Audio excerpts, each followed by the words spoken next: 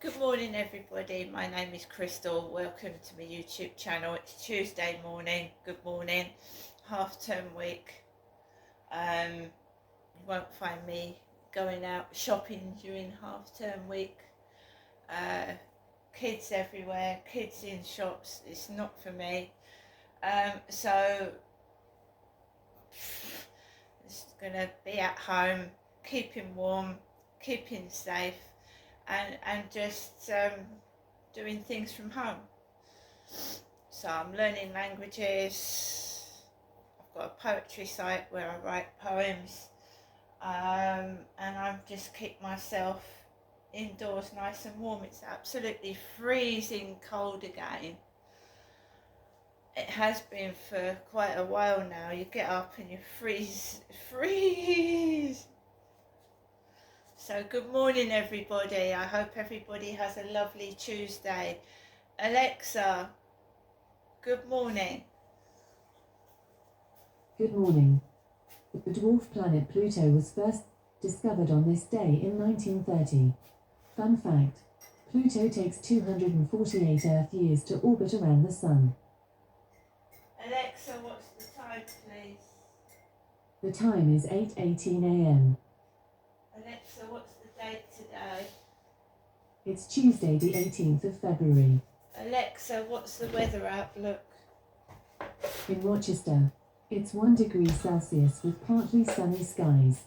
Today, you can expect intermittent clouds, with a high of 6 degrees and a low of 0 degrees. Alexa, can you tell me a joke? I came third in a star naming competition recently. I got a constellation prize.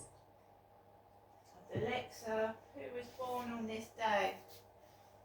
Celebrities born on the 18th of February include Ruby Dalla, Dr. Dre, John Travolta, Yoko Ono, and Toni Morrison.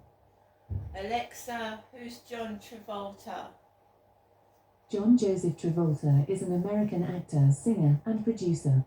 He began acting in television before transitioning into a leading man in films. Alexa, Alexa, what did John Travolta star in? From Wikipedia.org. Travolta came to prominence starring in the sitcom Welcome Back, Kotter, 1975 to 1979, followed by leading roles in Carrie, 1976, Grease, 1978, Urban Cowboy, 1980, and Blowout, 1981. He also danced with Princess Diana, John Travolta did. Danced with Lady Di many years ago. So once again, good morning. I've got a cup of zingy lemon and ginger tea. Zingy lemon and ginger, rather than coffee. So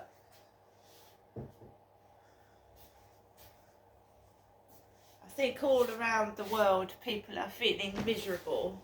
Well, we're having great British weather at the moment, and it is cold, dark, damp and miserable. So that's what England is famous for, the weather, one of the things. So I'm going to have to get up and start kneading my knee. They start attacking my knee, putting his claws in it. Not nasty, he'll start putting his claws in my bad knee. I still have a bad knee. You want to go out there, do you? Go on then. Good boy. Yeah.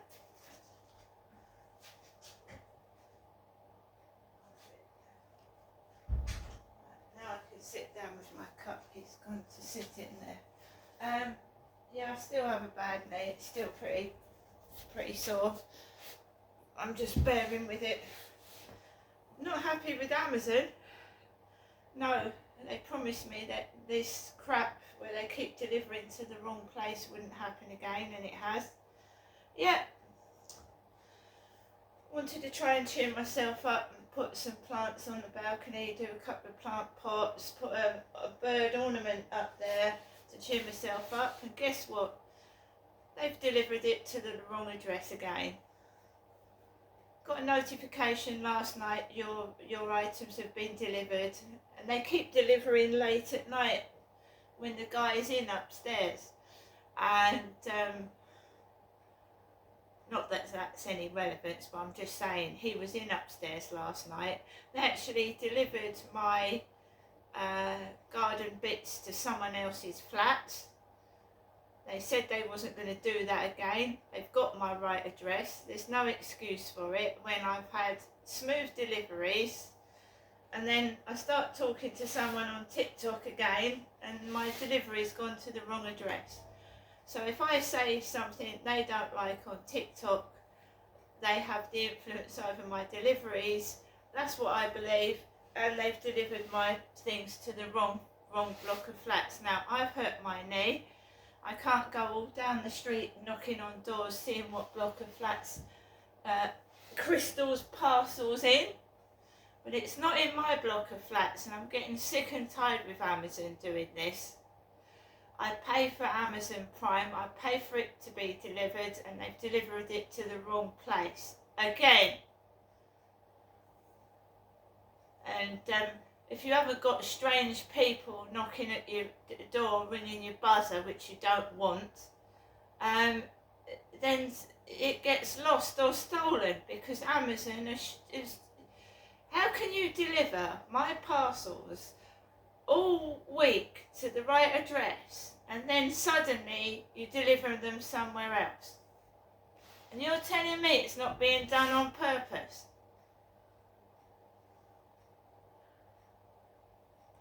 I was looking forward to that.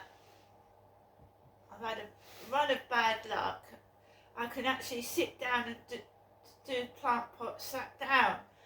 And they've spoiled that bit of happiness, look. So I get the compost, but I don't get the pots and the sunflower seeds. So it's obviously all in one box with the seeds. And it's gone to another address. Where? I don't know. Absolutely insane how drivers can deliver your stuff correctly all week, and then I had a guy deliver my parcel to my hand at 8 o'clock. What is wrong with them? That was a week ago. He delivered the parcel, got the right buzzer, came up the stairs with my parcel and give it to me. It's like someone has a Barney with you, and then, I'll stick the parcel somewhere else.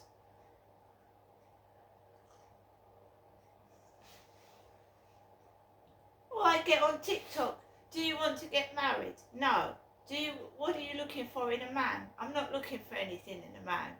And now my parcel's gone fucking haywire. Where is it? So again, I've got to get onto customer service, go through all that palaver, and I was promised this wasn't going to happen again. What the hell?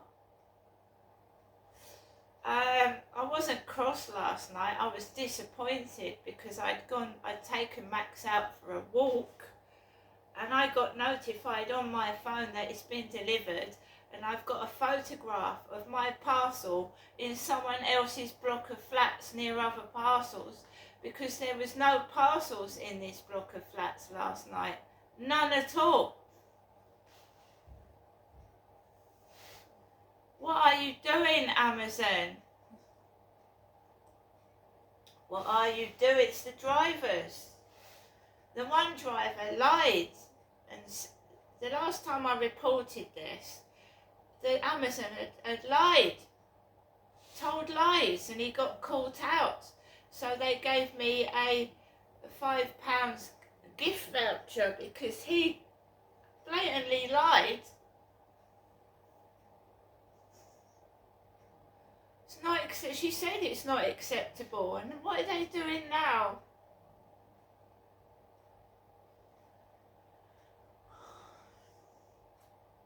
How can you deliver for 2 weeks to correctly, and then just suddenly, well, I'm lucky, I suppose, because some people have caught drivers throwing parcels, stealing them, opening them.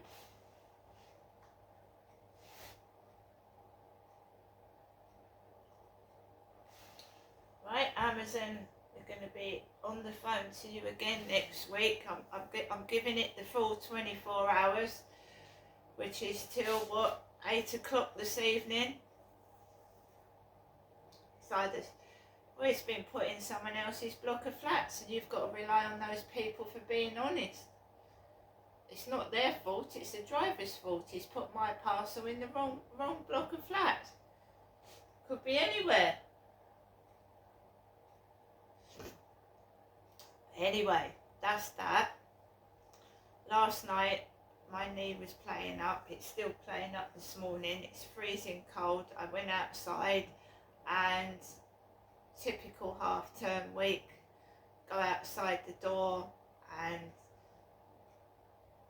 just youths yelling and screaming near the railway bridge.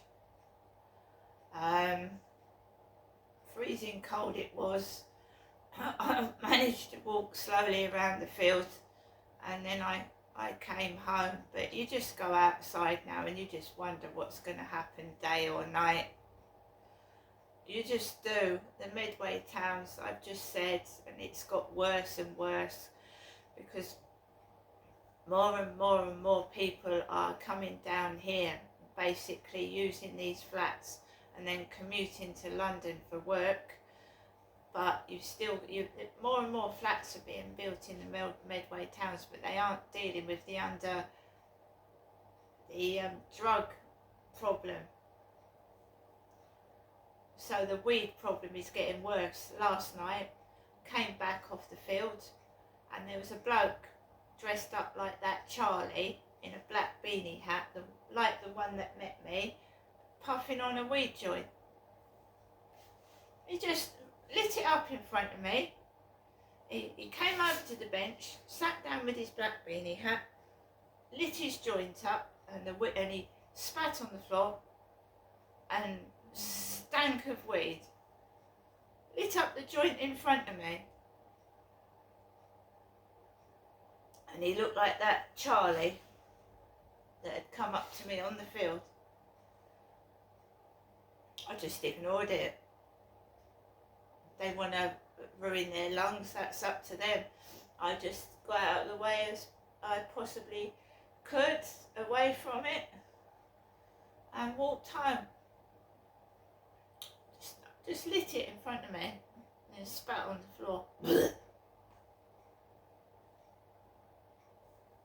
I'm not saying anything, but when I first moved into these flats, I think the guy upstairs smoked weed on the balcony with his girlfriend, and he coughs, doesn't he? That's what the bloke did on the bench last night. I don't smoke weed and I'm not a bloke.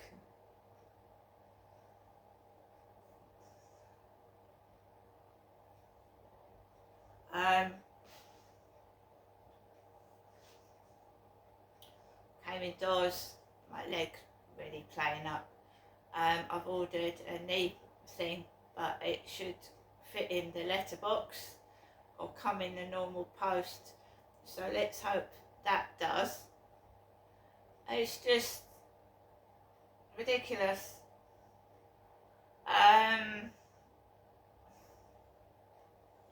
I did a video a while back about a Temu parcel, and it had a load of stuff in it, and it had gone to the wrong block of flats, and that got returned to me, and something else did as well. But you've just got to, it's pot luck whether you get your parcel back or not.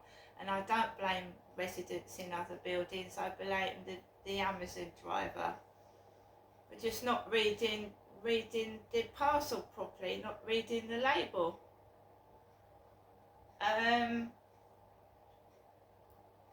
So I was on my own yesterday evening, and now that I know it's half-term week, I'm expecting it to be fairly noisy. So that's I just put the radio on and the TV, Like, I mean, I just go to bed now with the television on. Stick the duvet over my head and just leave the TV on, and then turn it off when I get up later. It's pointless arguing, it's pointless getting stressed out, it just is.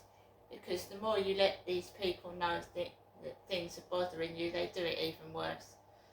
And they think it's funny, and they'll even, you know, I mean, the sad extent of bullying and trolls, you know, telling people to go and kill themselves. We've all had that. At some point, don't expect sympathy from anybody. Just look after yourself and care about yourself. That's what I do. I only explain things because it helps other people to realise that it's not just you going through shit and you being hated on and bullied. It happens to all of us. It happens to celebrities, and even celebrities can't stand it, and unfortunately some celebrities kill themselves as well because they can't stand. You get bullying everywhere, bullying and hatred and jealousy everywhere. I must agree it's harder when you're famous because your whole life is in front of the public. So you rise and then you fall, you know what I mean? And as in the case of Amy Winehouse, who was booed off stage at her last concert, who she must have felt really, really low, and she died just after that concert, where all the fans that supposed to adored her and loved her booed her off the stage. So it happens to all of us. Alexa, LBC Radio. LBC London from Global Player.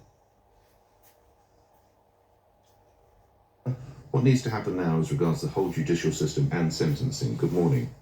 Good morning, Nick. Thanks again for taking my call. It needs to be a holistic approach like everything else. The community policing numbers have to return to the pre-2010 figures. Otherwise, we will not be stopping crime as it happens or control crime in the community. And the second thing is there have been far too many cases we have seen recently where the incidents are a direct consequence of failure of two services, mental health services and adult social care. So unless we have improvement in the provision of adult social care and community policing and better provision of mental health, I don't think we're going to address the crime issue. And prison numbers or the problems with the prison is only a symptom rather than a problem. What does that mean in practical terms for the Justice Department? What do they need to do? What do they need to do? Well, Yes. Before it gets to Justice Department, because Justice Department gets involved after a crime has been committed. So the solution really has to be before it gets to that point, and the government really must look at policing figures, community policing figures, and the government really must take a very hard look, not another commission, but How confident are you they've got the personnel, they've got the staff to do this, Chandra? No, we're not confident at all, because if the situation was under control, we wouldn't need these zillion number of reviews over the last 6 months. So we don't need another review. I think there's sufficient data available. Even with the Freedom of Information Act, someone who is completely not a specialist in this area can come up with a reasonable solution. We need bodies. We need more bodies on the beat. We need more figures actually delivering services in the community. Chandra, thank you for that. Michael, coming to you in just a moment. I want to read a couple of texts and social media that's coming in. Dave in Barrow. The prisons are full of people with mental health issues. Care in the community isn't working. Friends who work in the rehabilitation of prisoners say that's the big problem. I do think the probation side, as both the former Justice Secretary and the former prison governor conceded, is one.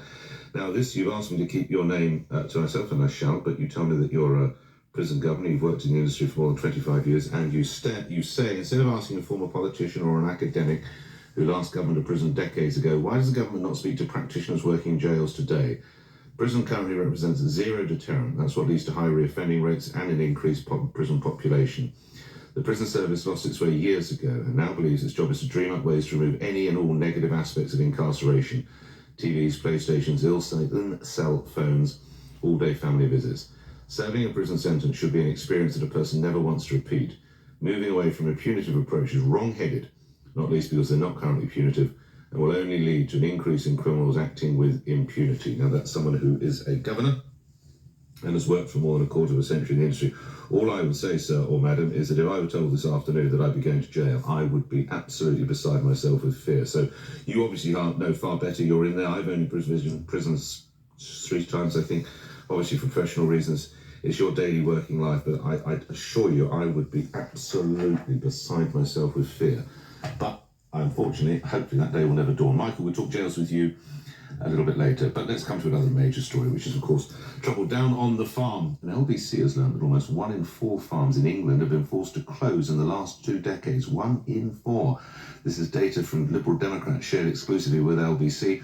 And our political editor, Natasha Clark, joins me with the exclusive now. Natasha. Yes, Nick. Around 80,000 farms have been forced to close. That's in the last 20 years alone. That data comes from the Liberal Democrats. It's shared exclusively with LBC today, which comes from the House of Commons library statistics. So they've crunched the data. They've found 50,000 livestock farms, 30,000 crop farms have all been forced to shut since 2005. Half of dairy farms in England too. Absolutely staggering numbers, Nick. And it comes as today the Treasury is having crunch talks with the farmers and in the NFU today to try and thrash out some sort of deal. We talked about this on Friday. They want to try and come to some sort of deal to call off the tractors and end those protests. And like we said last week, Sir Keir Starmer was forced to cut this visit short thanks to this racket. It's part of building. I mean, actually here, not just building houses, but building a community. Let's see the school and that already up. How does that make you feel?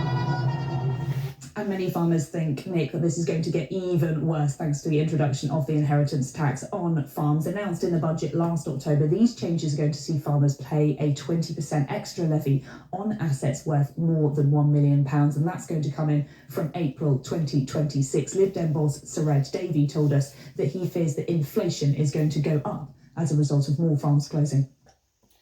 Right, guys, that's what's on the radio this morning. I'm just going to stay at home today and keep warm, keep safe. It's not a very nice world we live in at the moment. People are angry, people are upset, so I'm just keeping indoors safe. Like I said, my Amazon parcel, I'm going to wait until 7, 8 this evening. If it doesn't come, I'm getting on the phone to Amazon again. I cannot get anybody, a worker. There's a waiting list for a support worker. So I'm just left like I was before, coping with the bullying and harassment on my own. So you do try and get help, you just cannot get it. See you later.